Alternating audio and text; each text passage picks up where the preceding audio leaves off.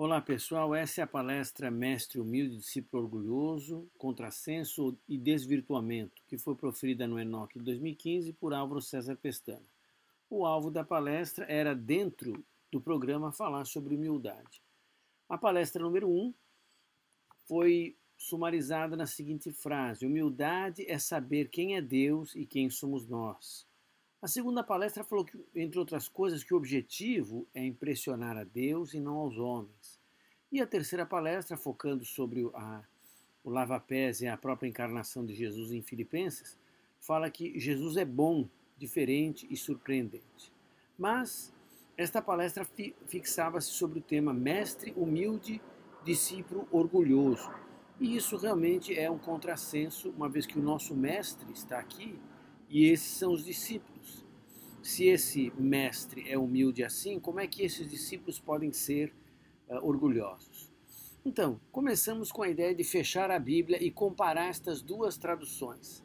Esta primeira tradução e esta segunda. Se olhar com atenção, você pode dar até uma parada agora no vídeo, dar um tempo para você tentar identificar que tradução da Bíblia é esta primeira, que tradução é esta segunda. Eu vou prosseguir aqui porque, se você quiser fazer, você para o vídeo e faz isso por si mesmo. O ponto desta comparação é o seguinte: a segunda eu chamei de uma versão diretoria, nada mais é do que uma alteração do texto à luz do que nós pensamos que o texto vem a dizer. Atos 6 conta aquele caso quando a igreja teve um problema. Ora, naqueles dias, multiplicando-se o número dos discípulos, houve murmuração dos helenistas contra os hebreus, porque as viúvas deles estavam sendo esquecidas na distribuição diária. Aqui não houve nenhuma alteração. Mas começa a alteração aqui no verso 2. A Bíblia diz: então os 12 convocaram a comunidade dos discípulos e disseram: não é razoável que nós abandonemos a palavra de Deus para servir as mesas. Mas como se entende? Então os 12 apóstolos se reuniram e disseram, ou seja, diretoria, portas fechadas, grupo fechado, pensa sozinho. Na Escritura, os apóstolos convocaram a comunidade e disseram à igreja: irmãos, escolhei entre vós 7 homens de boa reputação, cheios do Espírito Santo e de sabedoria, aos quais encarregaremos desse serviço. Mas na versão diretoria, que não existe, tá? É uma invenção, uma ficção. É como nós lemos a Bíblia sem prestar atenção no igualitarismo dela. Mas vamos escolher dentro da igreja 7 homens. Então eles escolhem. Na versão diretoria, os apóstolos se reúnem, escolhem, e aí, depois de um pouco mais, versículo 5, o parecer agradou a toda a comunidade, ou seja, os apóstolos deram a ideia e a igreja aceitou. E elegeram Estevão, um homem cheio de fé do Espírito Santo, Filipe, Prócoro, Nicanor, Timão, Pármenas e Nicolau, prosélito de Antioquia. Mas aqui, neste parecer, ou seja, nesta opinião deles, elegeram, ou seja, eles fazem tudo sozinhos. Eles se reúnem, eles escolhem e eles determinam. E aí, na Bíblia está, apresentaram-nos, a igreja trouxe, apresentaram-nos perante os apóstolos e esses, orando, lhes impuseram as mãos, ou seja, a igreja escolheu, os apóstolos aprovaram. Mas aqui não. Os apóstolos apresentaram-nos perante a igreja e orando lhes impuseram as mãos e os consagraram nesse trabalho. Ou seja, essa versão diretoria, que é uma ficção, que não é realidade em Bíblia nenhuma, não há nenhum manuscrito, nenhuma tradução que faça isso, mostra muito bem como a Bíblia é lida. Muitas vezes eu peço para as pessoas compararem as duas versões, elas não veem diferença, pensam que é só uma diferença de palavras aqui e ali. Mas aqui nós temos uma comunidade de iguais, onde diferentes dons atuam em prol do corpo. Aqui nós temos hierarquia. Tem a turma de cima e a turma de baixo. Tem a diretoria e quem obedece. Então, nós sabemos que devemos ser humildes, que não deve haver autoritarismo. Mas praticamos o que? Não, algum tem que ter mais autoridade. Então, é um conflito entre o que sabemos e o que praticamos. Nós sabemos que não deve haver distinção na igreja entre clérigo e leigo, mas na prática alguns têm cargos e poder. Nós sabemos que todos são irmãos e podem opinar, mas na prática a opinião dos líderes pesa mais. Nós sabemos que o importante é o serviço, mas na prática alguém tem que mandar. Então como é que as coisas chegaram a ficar assim? Como é que nós sabemos o caminho da humildade, o caminho de Jesus, o caminho do Evangelho e praticamos uma coisa absurda como esta aqui. Na prática, é isso que acontece nas igrejas. Na prática, é o exercício de poder. Então, eu vou trabalhar aqui com uma ideia. Vou trabalhar com a ideia da distorção cultural. Em Romanos capítulo 12, versículo 2, o Paulo disse que não se amoldem ao esquema deste mundo. Em Efésios 2, 2 e 3, fala que nós fomos redimidos do trilho, do curso deste mundo. Então, essa é a conversa aqui. Se nós confiarmos na cultura brasileira, nós vamos acabar caindo nessas distorções culturais. Não confie na nossa cultura. E eu vou mostrar aqui um exemplo de distorção cultural. Olha essa frase, quem você pensa que é? E olha essa frase, sabe com quem está falando? Essas frases foram usadas pelos antropólogos, sociólogos Roberto da Mata e Alberto Carlos Almeida para mostrar como que se reage em duas culturas diferentes na questão de conflito de poder. Essa frase, quem você pensa que você é, geralmente ocorre na América do Norte. Quando alguém quer se sobrepor, alguém diz, quem que você pensa que você é? Infelizmente, no Brasil, a frase mais comum é, quando há uma luta de poder, aquele que quer sobrepor diz, sabe com quem está falando? É a famosa carteirada, né? A pessoa mostra a carteirinha. Então, a sociedade americana, por cultura, não estou querendo exaltar nem criticar nenhuma das culturas, eu quero dizer que naquela cultura há um igualitarismo maior. Então, quando alguém quer se sobrepor, a pergunta é quem você pensa que é? E no Brasil, quando alguém quer se sobrepor, ele fala, sabe com quem está falando? Agora, não quer dizer que lá nos Estados Unidos não tem autoritarismo e que aqui no Brasil não existam pessoas que enfrentem os autoritários. Eu quero dizer que, na média e na maioria dos casos, o comportamento cultural brasileiro é esse, o comportamento cultural americano é esse, talvez até pela história, né? Na América, por exemplo, eles foram colonizados, todo mundo era colono, todo mundo era igual. Não veio a nobreza inglesa ficou na Inglaterra. Lá na América só veio o colono mesmo. E no Brasil não. No Brasil nós tínhamos a família real aqui, tinha nobre, tinha barão, tinha conde, tinha príncipe, tinha uma diferença. Então essa diferença existe desde as capitanias hereditárias do Brasil. Então sabe com quem está falando? Aqui na nossa terra faz muito sentido. Agora, o que essas distorções culturais têm a ver com a humildade, com a hierarquia e com a igreja? Então, quando alguém nos Estados Unidos põe um grupo de homens para cuidar da igreja, sejam líderes, sejam presbíteros, seja uma comissão, sei lá o quê, a igreja de baixo para cima, vamos dizer assim, os questiona dizendo quem você pensa que você é. Se esses homens exorbitarem, é lógico que há lá pessoas autoritárias também, há gente mandona, mas em geral a cultura permite que a igreja enfrente esses homens, porque na cultura igualitária é isso que se faz. Quando alguém exorbita a sua posição, a cultura pergunta, quem você pensa que você é? No Brasil, se instala o mesmo grupo de homens, sejam líderes, sejam presbíteros, seja comissão, sei lá o quê, a chamada liderança, e eles normalmente é que fazem a pergunta para a igreja, sabe com quem está falando? Ou seja, acaba aquela mesma planta que foi plantada nos Estados Unidos, quando transplantada para o Brasil, gera lideranças hierarquizadas, autoritárias e inquestionáveis. Por isso que às vezes quando alguém traz um modelo norte-americano de organização da igreja para cá, pensando que é bíblico, às vezes está instalando aqui uma planta que não tem os controles ecológicos da cultura de lá.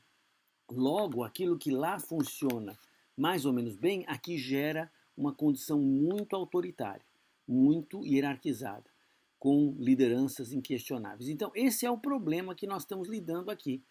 Humildade na vida eclesiástica é entender que na cultura brasileira, quando você cria um grupo de homens que está acima, tem uma posição, tem uma chefia, uma liderança, você está criando essa situação. Talvez em outras culturas, como a americana, eles tenham mecanismos de defesa, mas aqui o nosso problema é esse. E como nossa questão é o Brasil, então essa distorção cultural atrapalha a humildade, atrapalha a igualdade dentro da igreja. E você vê isso aqui, eu recortei aqui umas figuras da nossa literatura, isso aqui é de um famoso curso por correspondência, talvez o curso por correspondência mais famoso das igrejas de Cristo. Muitos bispos, está vendo, estão desenhadinhos aqui, eles estão acima. Agora, na Bíblia, eles estão entre a igreja. Inclusive, as traduções bíblicas colocam a palavra sobre, errando na tradução do grego. Lá é entre a igreja. Aqui, ó, esse desenho, Cristo, tudo bem, ele é superior. Aqui tem a igreja toda, mas olha, os pastores, os presbíteros, bispos, olha o tamanho deles, eles são maiores, estão no centro do processo aqui e são maiores. É hierarquia. Olha outro quadro.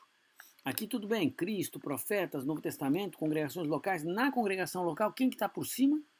Presbíteros. Aí embaixo tem as categorias. Esse outro desenho aqui é mais hierarquizante ainda. Olha, os presbíteros estão aqui, diácono, evangelista, professor, membro. Ou seja, é um exército. Tem general, coronel, tenente, cabo e o soldado raso. Então, é aquela coisa de hierarquia mesmo. Isso dentro da nossa literatura. Ou seja, aquela estrutura que talvez em outros lugares não seja tão prejudicial, não é bíblica, mas não é tão prejudicial, aqui gera uma situação prejudicial. Porque nós estamos acostumados com o sistema monárquico feudal da Igreja Católica, né? Onde o Papa equivalia ao rei, onde os bispos e abades equivaliam à nobreza, onde os clérigos vão corresponder ao povo. Então você vê, essa hierarquia católica é o que nós conhecemos. O Brasil foi colonizado pelo catolicismo. E quando os protestantes vieram aqui, nos trouxeram 3 modelos. O modelo do burocrata, do caudilho e do patriarca. O que é o burocrata? O burocrata é o típico líder religioso, que é um pastor, que por meio do escritório, do programa, da agenda, da burocracia, ele controla toda a igreja. Ele visita, ele dá telefonemas, ele marca o programa, ele controla tudo. Então, é o típico, por exemplo, pastor das igrejas tradicionais, presbiteriana, batista, o homem estuda, o homem tem um escritório, ele controla tudo de lá. Já o caudilho é o típico, por exemplo, desse cowboy aqui, desse sujeito que ensina com base no caráter dele, no magnetismo pessoal dele. Ele é uma pessoa que chama pessoas. E esse cara, então, é o superchefe e não há como se questionar.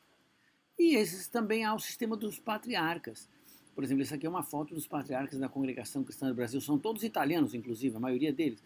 Homens velhos que detêm controle das famílias importantes. E essas famílias, esses grupos, são uma espécie de rede de clientes, né? De patrono e clientes que controlam. Então, esses 3 sistemas são os disponíveis para nós aqui no Brasil. Então, ou a gente cai nisso, ou cai nessa outra coisa aqui. Você conhece igrejas onde tem os patriarcas mandões, você conhece igrejas onde tem um cara forte, gritalhão que manda, ou aquela igreja onde tem um grupo ou uma pessoa que controla pela burocracia, mas sempre acaba voltando a um sistema mais ou menos feudal e hierárquico como o catolicismo nos deu, só que eles têm um papa só, e nos outros sistemas tem muitos pequenos papas. Então, essa hierarquia católica, por exemplo, que hoje existe no mundo, não serve, não tem nada a ver com a Bíblia. Aqui, por exemplo, peguei um exemplo, peguei da internet uma igreja batista, o pastor, aí a hierarquia, veja, é uma hierarquia com vários níveis e com escalonamento de poder. Aqui, por exemplo, já é mais parecido com o que se pratica nas igrejas de Cristo. Bispos e diáconos, às vezes os diáconos estão aqui no meio, e os outros remetem, ou seja, se submetem a esses homens. Ou, quando não tem, tem uma liderança, tem um comitê, tem os homens da igreja, e aí as coisas se submetem aqui embaixo. Tudo isso, então, faz com que os homens sejam o centro, haja um time, um grupo que coordena a igreja. Quão distante isso é do modelo de Jesus? Jesus vai dizer, não é assim. Suscitaram também entre si uma discussão sobre qual deles parecia ser o maior. E Jesus vai dizer, sabeis que os governadores dos povos dominam e que os maiorais exercem autoridade sobre eles. Não é assim entre vós. Pelo contrário, quem quiser tornar-se grande entre vós, será esse que vos sirva. E quem quiser ser o primeiro entre vós, será vosso servo. Tal como o Filho do Homem, que não veio para ser servido, mas para servir e dar sua vida em resgate por muitos. Se alguém quer ser o primeiro, será o último e servo de todos. Ou seja, Jesus, na sua vida, rejeitou em Lucas tanto um modelo secular de liderança, usando os modelos da cultura, os governantes ficam fazendo bem para o povo, são os benfeitores, Jesus disse nada feito. E também um modelo religioso, chamando de rabi, mestre, pai, líder, guia, Jesus disse nada feito. O modelo de Jesus era de serviço. Então, se nós sabemos isso, é para praticar, né? Não é para ficar correndo atrás de voltar atrás, não, mas precisamos organizar, que nem uma empresa, que nem os modelos seculares. Não, precisamos organizar, que nem as igrejas. Então, Jesus negou qualquer possibilidade de hierarquia. Mas como é que vai funcionar a igreja? Então, como a igreja vai funcionar? Eu tenho 3 ideias simples, que na verdade podem ser aprofundadas, cada uma delas merece muito estudo e fazer com que a coisa se resolva com bastantes detalhes.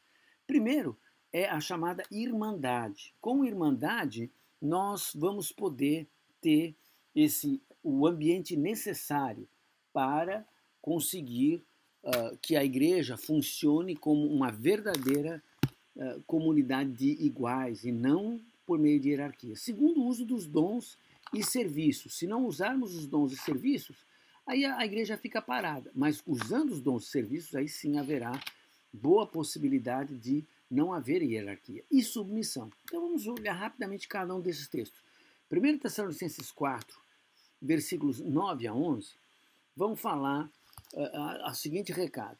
Acerca do amor fraternal, não tenho necessidade que eu vos escreva, visto que vós mesmos estáis instruídos por Deus em amar-vos uns aos outros, pois é certo que o fazeis para com todos os irmãos em toda a Macedônia, mas os exortamos, irmãos, a que nisso abundeis cada vez mais e procurei viver sossegados, tratar dos vossos negócios e trabalhar com as vossas próprias mãos, como vô-lo mandamos, a fim de que andeis dignamente para com os que estão de fora, e não tenhais necessidade de coisa alguma. Esse texto parece muito inocente, mas ele realmente é um texto subversivo. É o texto mais subversivo contra o Império Romano. Por quê?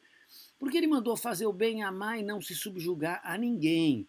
E o Império Romano funcionava, subjugava pessoas por meio de um sistema de patronato e clientelismo, ou seja, havia um patrão em cima, um cliente embaixo. A pessoa ia todo dia na casa do patrão, saudava o patrão, perguntava como é que ele andava, e aí pedia uma esmolinha. E o patrão, o patrono, o coronel, se você quiser trazer para o ambiente brasileiro, dava uma moedinha, dava uma cestinha básica para ele, dava uma coisinha, e ele voltava para casa. E no dia seguinte ele estava lá de novo.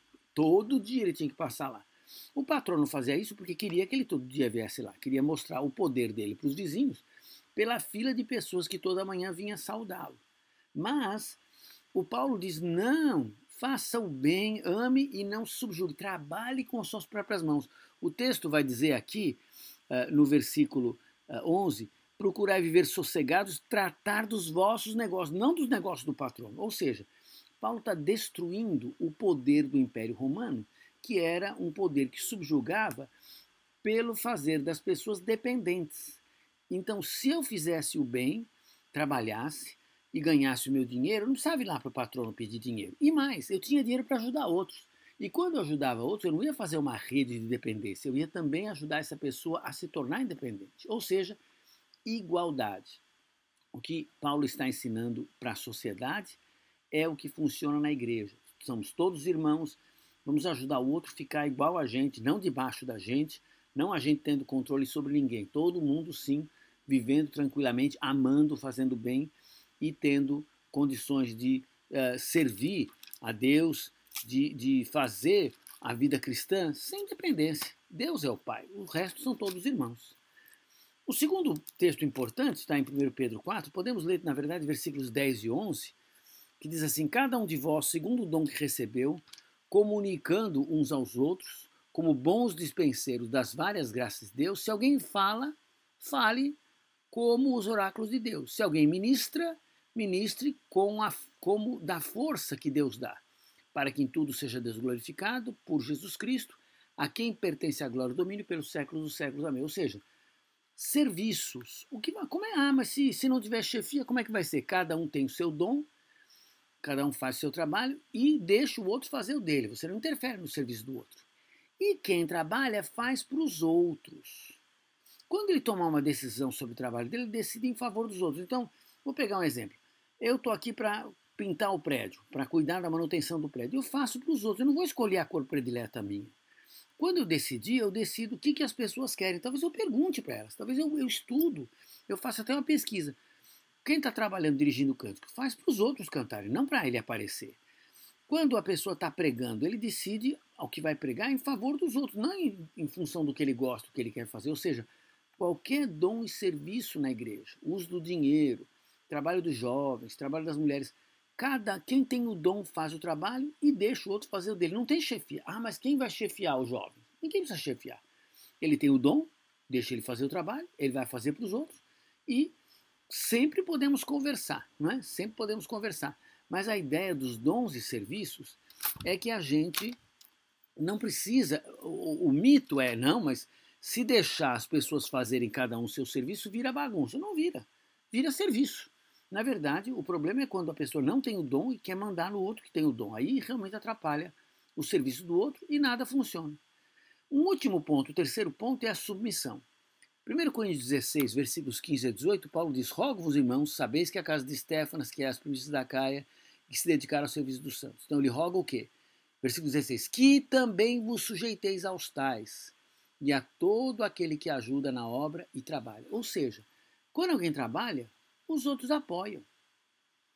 E sempre podemos conversar se tem uma coisa que não está andando, mas não precisa mandar. Não é porque o outro tem sargento e eu sou cabo. Ele é cabo e eu sou soldado. Ele está trabalhando, eu vou apoiar. A pessoa está escolhida para arrecadar fundos para a gente ter cestas básicas, eu vou ajudar. Ele foi escolhido para trabalhar com jovens, eu vou ajudar. Ele está convocando pessoas para evangelizar, eu vou ajudar. Se alguém está trabalhando, os outros apoiam.